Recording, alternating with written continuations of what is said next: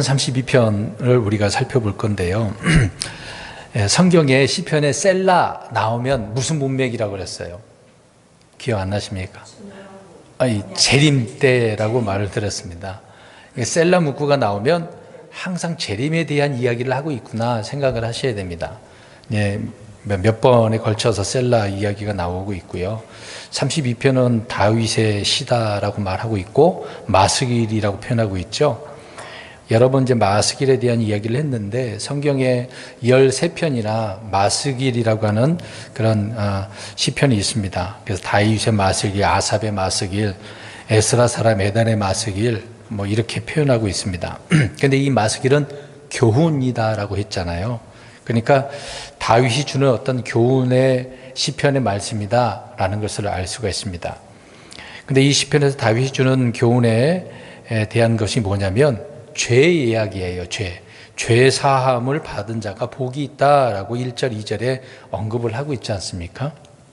그러니까 오늘도 이제 죄의 이야기를 할 겁니다. 성경은 처음이나 끝이나 계속해서 이 죄의 문제를 다루고 있어요. 또 반복적으로 죄가 나온다고 해서 또 죄의 얘기입니까? 그러지 마시고 이런 이야기가 나오면 우리는 나 자신을 살펴봐야 된다. 적용을 잘해야 되는 부분이죠. 1차적으로는 다윗이 무엇을 말을 해주고 있는가, 본인 자신이 이런 죄 문제를 어떻게 해결했는가, 그거를 우리가 이해를 해야 되는 거죠. 그러니까 우리도 물론 예수님을 통해서 죄 문제가 해결됐다고 그걸로 끝나는 게 아니라 육신의 문제는 남아있지 않습니까?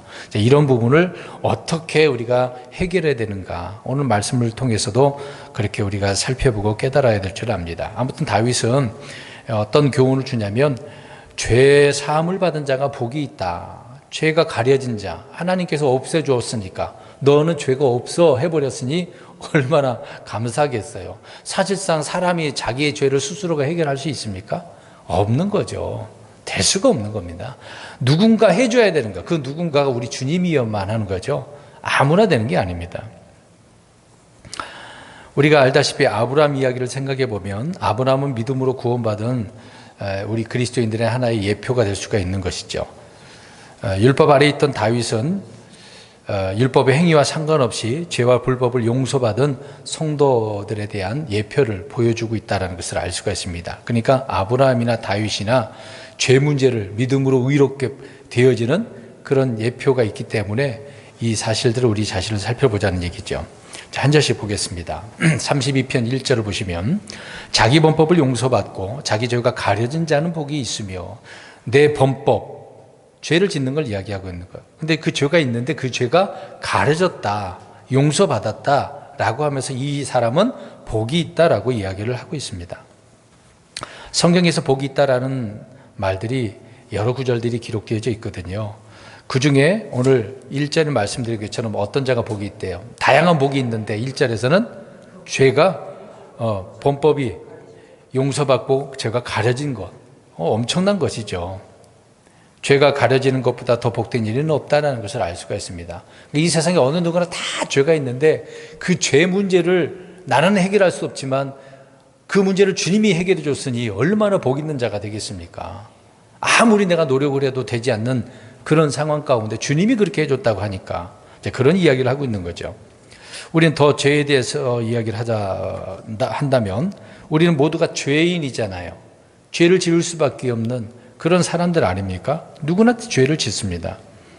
그러니까 죄를 짓지 않은 의로운 사람이 없다라는 것이죠. 누구나 죄를 지으니까. 그래서 우리는 모두 불법 중에 그렇게 형성되었고 죄 가운데 태어났다. 그 죄의 법 아래 있을 수밖에 없다라는 내용이 성경에 쭉 나오고 있지 않습니까? 그래서 사람은 죄를 이길 힘도 없고 해결할 방법도 없다. 그러니까 누군가 필요하다는 거죠.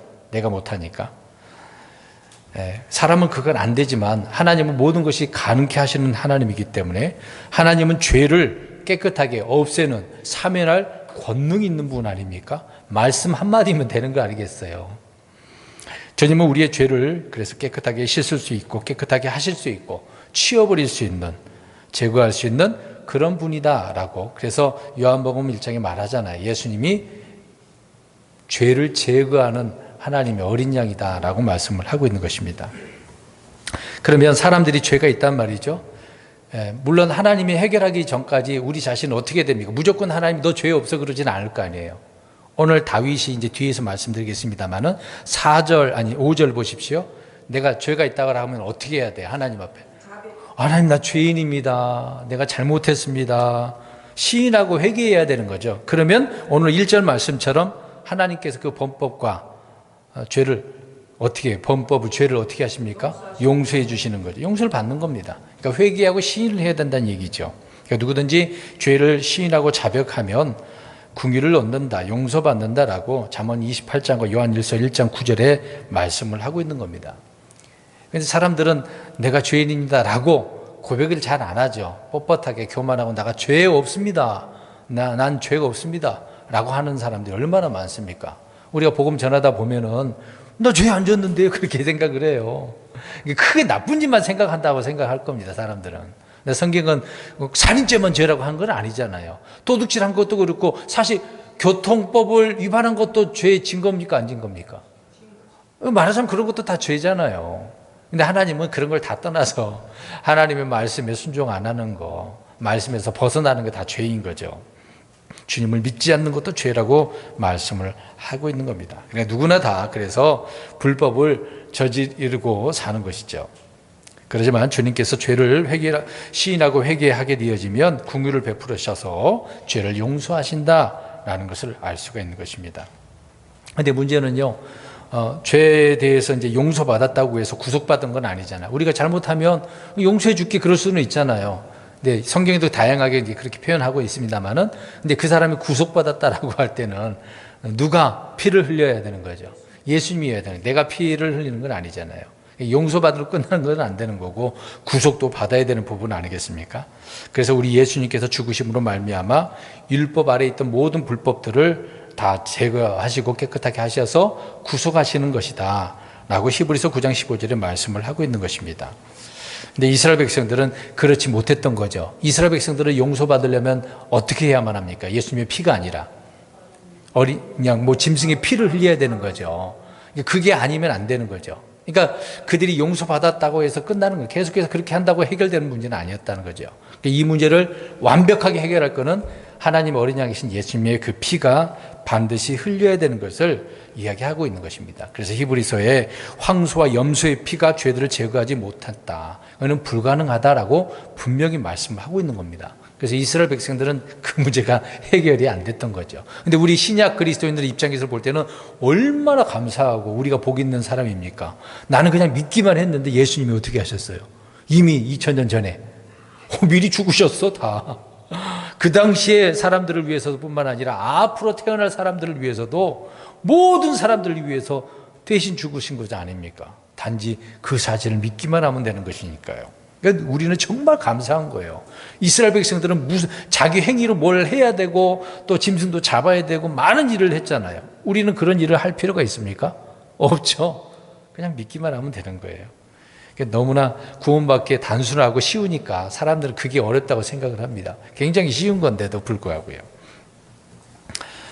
아무튼 많은 성도들이 구속받는 부분은 우리 주님을 통해서, 그러니까 죄가 제거가 되고 구속받게 되어진 사실을 우리는 성경을 통해서 우리 예수님을 통해서 되어진다는 것을 알 수가 있습니다. 그래서 누구든지 그분의 이름으로 말미암아 죄들을 사면받는다라고 말씀을 하고 있는 겁니다. 그래서 이런 자가 복이 있다. 시편 1편을 보면은 어떤 의미예요? 시편 1편은 어떤 사람이 복이 있는 거죠? 1편 가서 보세요.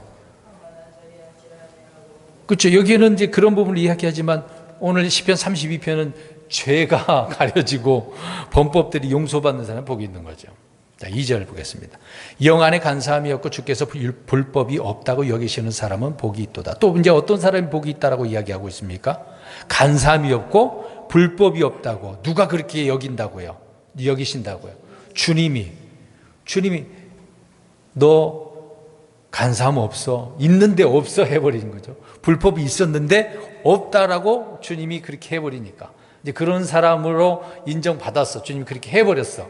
그러니까 우리가 복이 있다라고 표현을 하고 있는 거죠. 어떻게 보면 오늘 1절과 2절을 보면 이게 구약 성경이 아닙니까? 구약 성경인데도 불구하고 신약적인 교리의 복음의 말씀이 언급되어져 있는 거죠. 사실상 얼마나 감사합니까? 근데 1절, 2절만 보면은 구약적인 입장에서 이스라엘 백성들 어떻습니까? 그냥 그렇게 될 일은 없는 거죠. 반드시 앞에서 말씀드린 것처럼 무슨 피가 흘려져야 돼요? 예, 양이 짐승의 피를 흘려야 되는 것이니까요. 그러니까 정말 감사한 거죠. 그래서 이 구절을 사도 바울이 로마서 4장 6절에서 8절을 언급을 하고 있는 겁니다. 이것은 또한 다윗의 행위가 없어도 하나님께서 의를 인정하시는 사람의 복된 일을 묘사하여 이르되 자기 불법들을 용서받고 자기 죄들이 가려진 자들은 복이 있으며 이렇게 얘기해요. 그러니까 시편 32편에 있는 말씀을 바울은 로마서에서 언급을 하고 있는 거예요. 그거를 신약적인 교리의 말씀이었다라고 이야기하고 있는 거잖아요. 그러니까 얼마나 감사해요. 구약 속에서 신약적인 내용의 말씀을 우리가 살펴볼 수가 있는 거죠. 그러니까 다윗은 어떤 율법의 행위로 죄들의 사면을 받지 않았던 거죠. 누가 죄 없다 그런 거예요? 오늘 그 말 읽었잖아요. 주님이 우리가 생각해 볼 때 다윗은 그 율법 아래 있어가지고 나름대로 제사도 지내고 하나님 앞에 희생물 드리고 했을 텐데 오늘 시편 32편 1, 2절만 봐도 누가 죄 없다고 해버렸어요? 우리 주님이. 그러니까 다윗의 행위로 한 게 아니라 주님께서 그렇게 하셨다라고 이야기를 하고 있는 겁니다. 그러니까 감사한 거죠.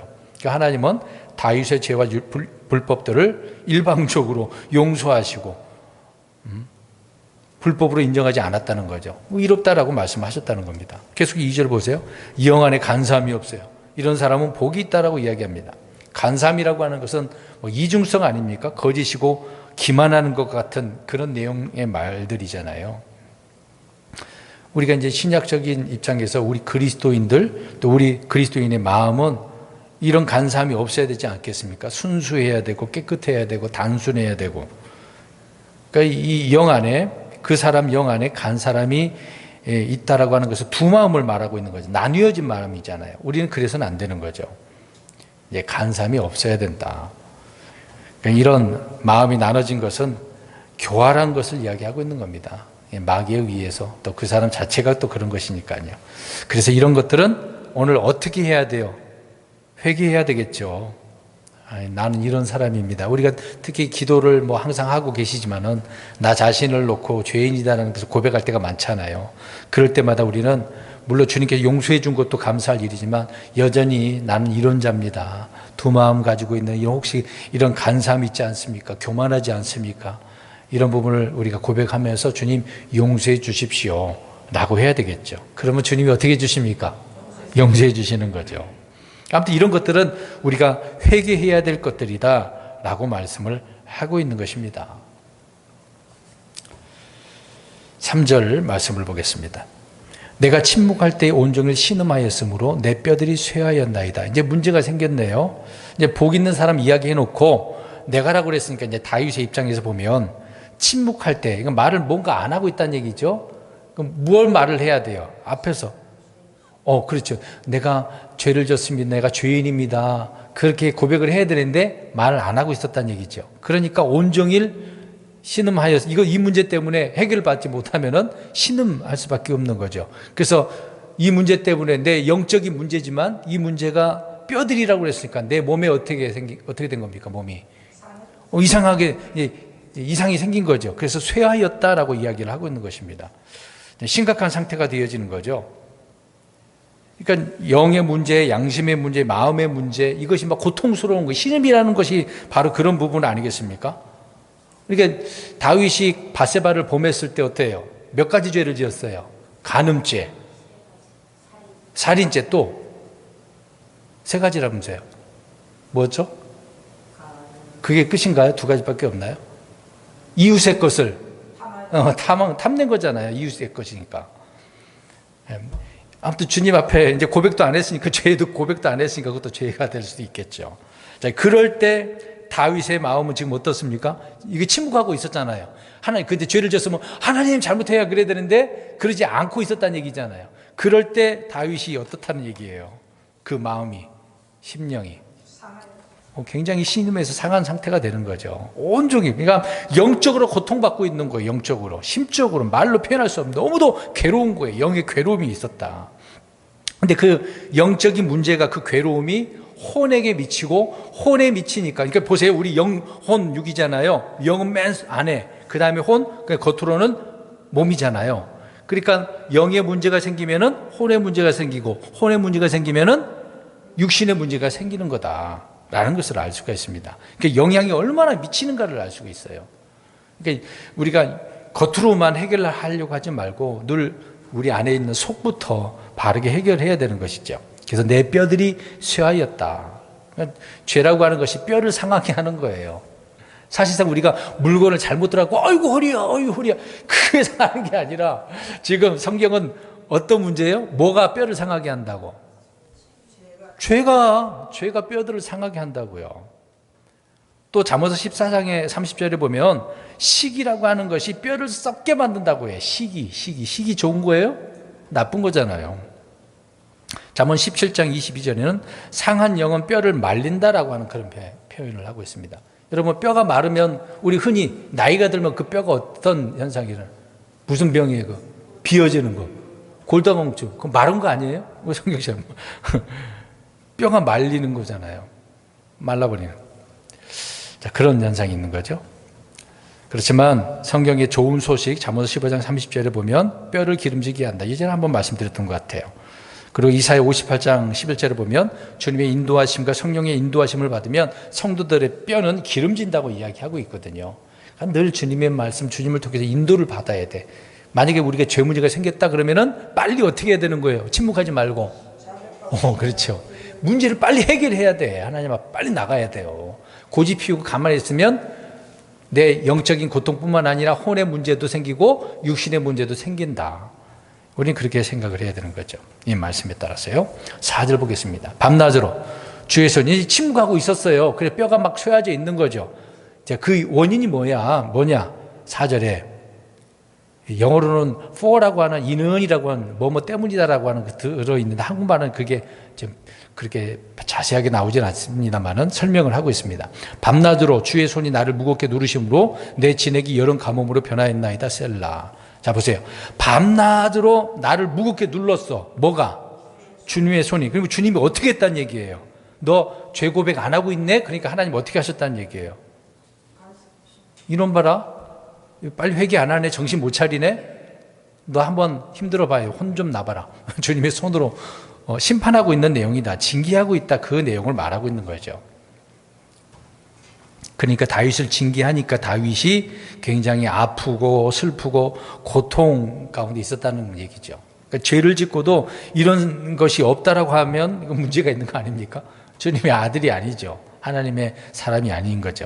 그러니까 주님의 자녀이고 하나님의 사람이니까 주님의 손으로 이렇게 짓눌러서 징계를 하는 것이다 라는 것을 말해주고 있는 거죠.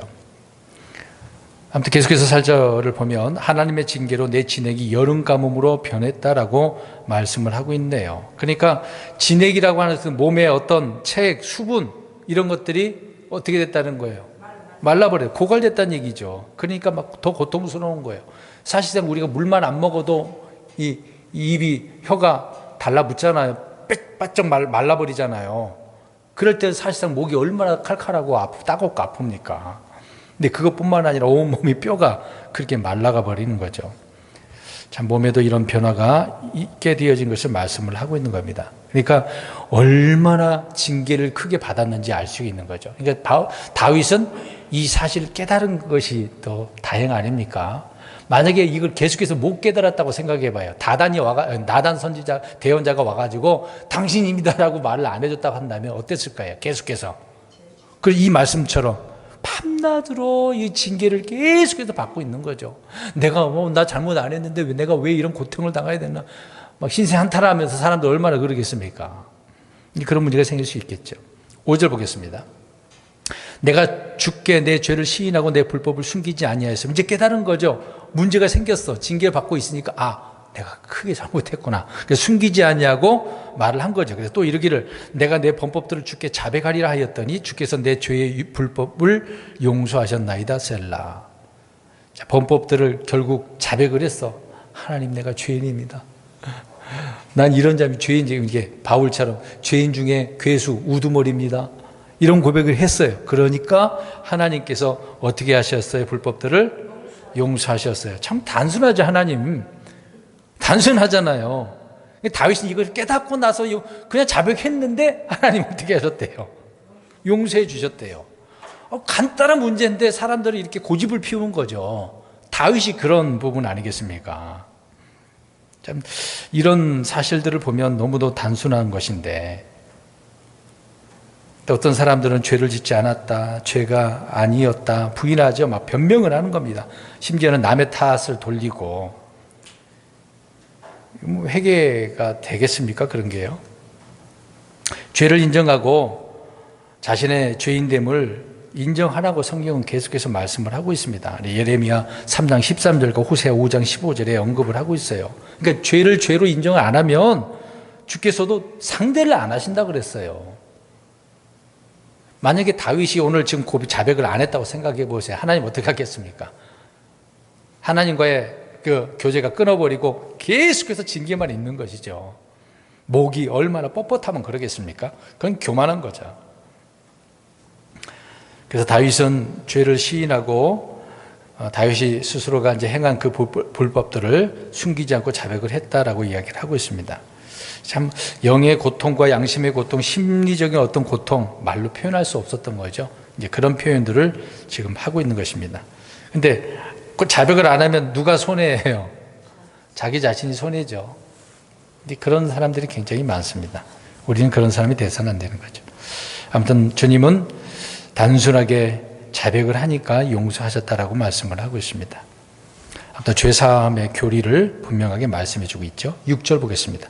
이런 까닭으로 하나님을 따르는 모든 자는 주를 만날 수 있을 때에 주께 기도하리니 참으로 큰 물들의 홍수 속에서도 물들이 그에게 닥치지 못하리이다. 자, 어떤 때를 이야기하고 있네요. 때. 자, 여기서 이제 먼저 하나님을 따르는 모든 자라고 되어져 있지 않습니까? 하나님을 따르는 모든 자, 경건한 자를 이야기하고 있는 것입니다. 하나님을 두려워하고 주님의 말씀을 따르는 행하는 그런 사람들. 자, 이런 사람들은 만날 수 있을 때, 그때 어떻게 하는 거죠? 기도하는 거. 근데 그 기도가 이제 죄 용서해 달라고 하는 부분도 있고, 궁의를 베풀어 달라고 하는 것도 있고, 회복시켜 달라고 하는 그런 기도도 있겠죠. 이제 이런 때 사실상 우리는 언제든지 하나님께 어떻게 할 수 있습니까? 기도할 수 있는 거죠. 그러니까 하나님을 따르는 사람, 경건한 사람, 의로운 사람, 이제 뒤에 이제 그런 사람 나오는데, 이런 사람들은 항상 그때 내게 주어져 있는 때가 있는데도 그 때를 활용을 못하는 사람들이 많죠. 기도는 언제나 할 수 있는 거지 않습니까? 지금은. 물론 구약도 마찬가지겠습니다만은요. 그러니까 하나님과의 이런 관계가 맺어진 사람들, 이런 필요를 할 때 언제든지 주님을 만날 수가 있다라고 말씀을 하고 있는 겁니다. 근데 그 구절에 보면 큰 물들의 홍수 속에서도 물들이 그에게 닥치지 못한다라고 이야기를 하고 있습니다. 큰 물들 그러면 홍수 이야기를 하고 있는 거거든요. 성경에 다양하게 홍수, 예전에 과거에 두 홍수, 큰 홍수가 있었죠. 창세기 1장 1절과 2절이 있었고, 나중에 6장에는 노아 홍수, 대홍수가 있었고요. 그뿐만 아니라 여러 가지 물들 이야기할 때, 요단강이 넘칠 때, 범람할 때도 홍수 그런 얘기가 나오는 부분도 있습니다.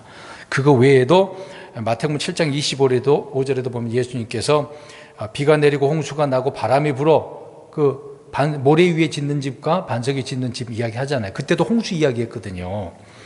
그리고 또 계시록에도 보면 12장에 나와 있습니다만은 이 구절이 예언적으로 교리적으로 보면 계속 셀라 이야기가 나오고 있었으니까 언제 적용할 수 있다는 얘기죠. 재림 때. 그때 우리가 알 수 있습니다. 이제 그 계시록 12장에 보면 뱀이 자기 입에서 여자를 삼키려고 홍수를 일으킨다고 나오잖아요. 그 여자가 누굽니까? 이스라엘이죠. 그러니까 환란 때는 사탄 마귀는 이스라엘을 죽이려고 하는 것을 이야기해 주고 있는 것입니다. 근데 그 홍수가 물들이 어떻게 하지 않는다? 닥치지 않는다. 이스라엘 백성들은 나중에 주님께서 보호하시는 그런 부분을 말씀해 주고 있는, 교리적으로 그런 의미가 될 수 있는 것이죠. 아무튼 이제 그거를 예언적으로 표현 안 한다면 오늘 하나님을 따르는 사람은 언제든지 기도하면서 용서받으니까 이런 마귀에 의해서 홍수당하는 이런 고통과 어려움은 어떻다는 얘기예요? 닥치지 못하니까, 면하게 되어지니까 감사할 일이죠. 이런 부분만 우리가 생각을 해도 주님을 따르는 사람, 이런 사람들은 언제든지 주님 앞에 기도할 수 있는 특권이 있으니까요. 주님 앞에 나갈 수 있는 자들이 되어야 된다라는 것을 알 수 있습니다. 7절 보겠습니다. 주께서는 나의 은신처시니 주께서 고난에서 나를 보존하시며 구출의 노래들로 나를 에워싸시리이다 셀라. 그러니까 이제 고백이 됐어요. 주님께서 나를 이렇게 지켜주시니까 결국 주님은 나의 어떤 분이다?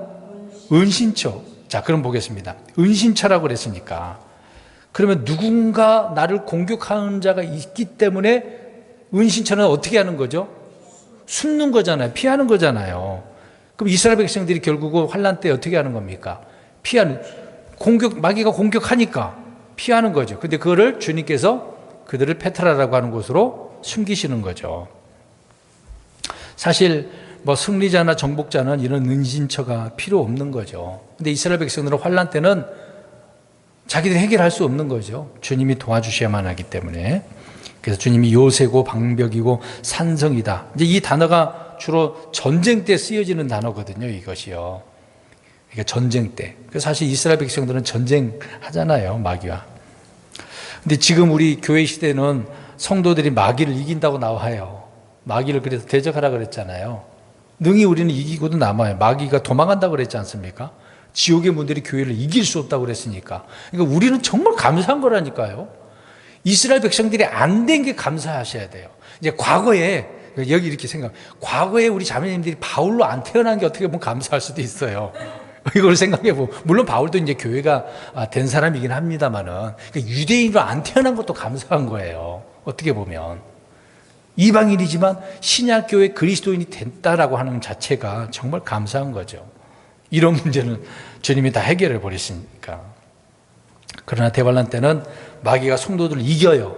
지금 우리가 이기지만 대환란 때는 마귀가 이긴다고요. 그래서 도망 다녀야 돼요. 그래서 은신처로 숨어야 되거든요. 무시무시한 때를 사람들이 그 길로 들어가려고 애를 쓰고 있는데 말도 안 되는 거죠, 사실상. 우리 잠깐 한 구절을 보겠습니다. 이사야 4장 5, 6절을 한번 보겠습니다. 이사야 4장 5절, 6절 한번 읽어보겠습니다. 요새 성경을 많이 안 찾았는데 이 구절만 한번 찾아보겠습니다. 4장 5절, 6절 시작. 또 주께서 시온산의 모든 거처와 그녀의 집회 군중들 위에 낮에는 구름과 연기를 창조하시고 밤에는 빛나며 타오르는 불을 창조하시리니 이는 모든 영광 위에 방벽이 있을 것이며 또 장막이 있어 낮에는 열기를 피하는 그늘이 되고 폭풍과 비를 피하는 피난처와 은신처가 될 것이기 때문이라. 누가요? 주님이 시온산의 모든 거처와 집회들 그렇게 다 만드셨으니까 연기도 창조하시고 불빛도 창조하시고 방벽이 되시고 장막이 되어주시고 주님이 다 그렇게 되어주시는 거죠. 그러니까 어떻게 보면 하나님의 초자연적인 부분으로 보호하는 것을 언급을 하고 있는 거거든요. 그러니까 이 구절은 재림의 문맥입니다. 재림의. 그래서 페트라의 환난 성도들이 거기에 이제 피난처가 되는 거다. 이스라엘도 그렇지만 또 이방 환난 성도들도 있겠죠. 앞으로도 뭐 더 나아가서 천년 왕국 때에도 예루살렘이 성도들의 피난처가 되어진다고 하는 부분도 있습니다. 계속해서 7절 보시면 구출의 노래들로 나를 에워싸시리니 이다 셀라 그랬어요. 그러면 주께서 이 재림 때에 오셔가지고 그들을 구출해 주셨으니까 그들은 어떻게 하는 거죠? 뭘 하는 거예요? 노래를 부르는 겁니다. 구원의 승리를 노래하는 거. 이스라엘 백성들이 홍해를 건넌 후에 모세의 노래도 있었잖아요. 전쟁에서 승리한 후에 이스라엘 백성들이 부르는 노래가 구출의 노래라는 것을 알 수가 있습니다. 하나님께서 승리를 주셨으니까 환호하고 기뻐하는 것을 이야기해 주고 있는 거죠. 승리의 함성과 그 기쁨이 얼마나 큰지를 표현해 주고 있는 구절이라는 것을 알 수 있습니다. 그런 예가 에스더서에도 나오잖아요. 하만이 이스라엘 백성들이 이제 흩어져 있는 모든 이스라엘 백성을 다 죽이려고 했단 말입니다. 근데 그 민족이 죽을 수 있었는데 구원받았어요. 구출받았어요. 그래서 그들이 불임절이라는 그 날에 매년 어떻게 합니까? 기뻐하고 즐거워하는 거잖아요.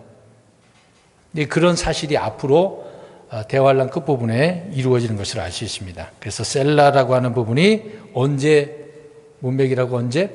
재림의 문맥이다. 8절. 내가 너를 훈계하면 내가 가야 할 길로 너를 가르치고 내 눈으로 너를 지도하리로다. 하나님께서 훈계하고 가야 할 길로 가르치고 또 지도한다. 훈계하고 가르치고 지도한대요.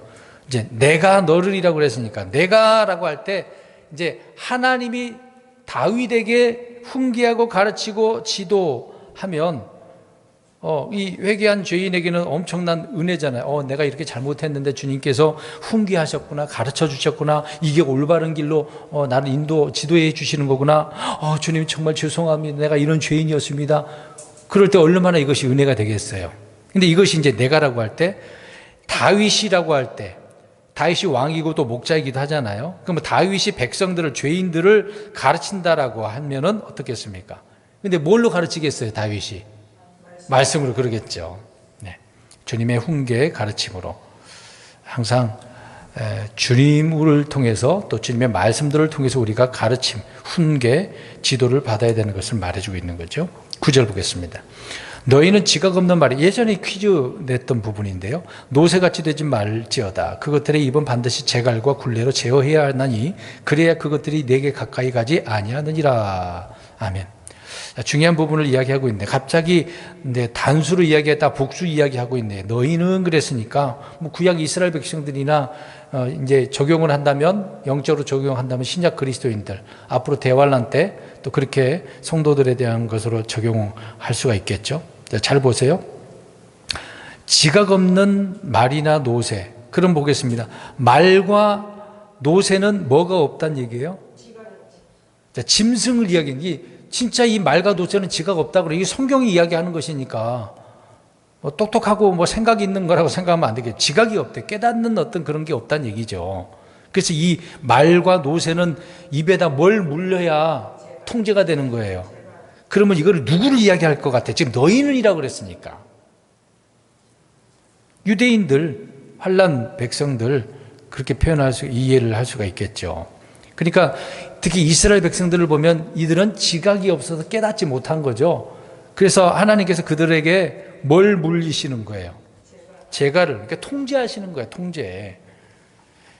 그러니까 자발적으로 순종하고 통제가 돼야 되는데 그것이 안 되는 거예요. 그러니까 하나님께서는 이 지각 없는 짐승을 언급하면 너희들이 이런 놈들이다 라고 해주고 있는 거죠.